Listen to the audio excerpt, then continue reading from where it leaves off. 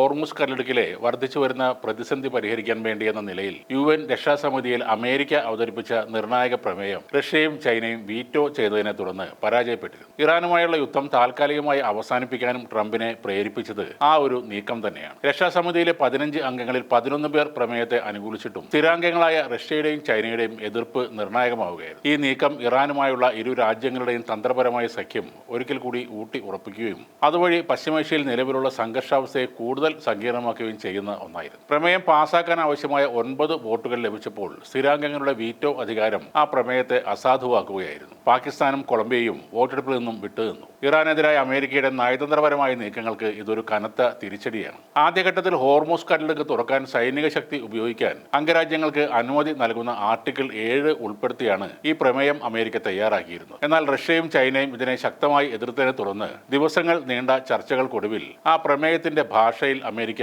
മാറ്റം വരുത്തി. സമുദ്ര വ്യാപാര പാതകളുടെ സുരക്ഷയ്ക്കായി പ്രതിരോധപരമായ രീതിയിൽ രാജ്യങ്ങൾ സഹകരിക്കണം എന്ന മിതമായ ഒരു നിർദ്ദേശമാണ് ഒടുവിൽ വോട്ടിന് എടുത്തത്. എന്നാൽ സൈനിക നടപടി എന്ന കർശനമായ നീക്കത്തിൽ നിന്ന് അമേരിക്ക വിട്ടുനിന്നിട്ടും റഷ്യയും ചൈനയും അതിനെ പിന്തുണയ്ക്കാൻ തയ്യാറായില്ല. ഈ വീറ്റോയിലൂടെ തങ്ങൾ ഇറാന്റെ ശക്തമായ സഖ്യകക്ഷികളാണെന്ന് ഇരു രാജ്യങ്ങളും വ്യക്തമാക്കിയതായി അന്താരാഷ്ട്ര നിരീക്ഷകരും വിലയിരുത്തുന്നു. പ്രമേയത്തിലെ ഇറാനെതിരെയുള്ള പരാമർശങ്ങൾ അതിരൂക്ഷമാണെന്നാണ് റഷ്യയും ചൈനയും ആരോപിച്ചത്. രക്ഷാസമിതിയിലെ ഈ ചേരിതിരിവ് പശ്ചിമേഷ്യയിലെ നിലവിലുള്ള സംഘർഷാവസ്ഥ കൂടുതൽ സങ്കീർണമാക്കുകയാണ്. അതേസമയം ഇറാനെതിരെ അമേരിക്കൻ പ്രസിഡന്റ് ഡൊണാൾഡ് ട്രംപ് നൽകിയ ചൊവ്വാഴ്ച അന്ത്യശാസനത്തെ റഷ്യ ശക്തമായി എതിർക്കുകയും ചെയ്തിരുന്നു. ഭീഷണിയും അന്ത്യശാസനവും ഉപേക്ഷിച്ച് സമാധാന ചർച്ചകൾക്ക് തയ്യാറാകണമെന്നും ഐക്യരാഷ്ട്രസഭ ഇതിൽ ഇടപെടണമെന്നും റഷ്യ ആവശ്യപ്പെട്ടിരുന്നു. അതോടെയാണ് ട്രംപിന്റെ അന്ത്യശാസനത്തെ തള്ളിപ്പറഞ്ഞ ഇറാൻ വെല്ലുവിളിയുമായി രംഗത്ത് വന്നത്. ചരിത്രത്തിൽ അലക്സാണ്ടർ ചക്രവർത്തിക്കും മംഗോളിയൻ പടക്ക് പോലും ഇറാനെ ഇല്ലാതാക്കാൻ കഴിഞ്ഞിട്ടില്ലെന്ന് തുർക്കിയിലെ ഇറാൻ എംബസി പ്രതികരിച്ചു. ഒരു കാലത്തിനും സാധിക്കാത്തത് ഇപ്പോൾ ഒരു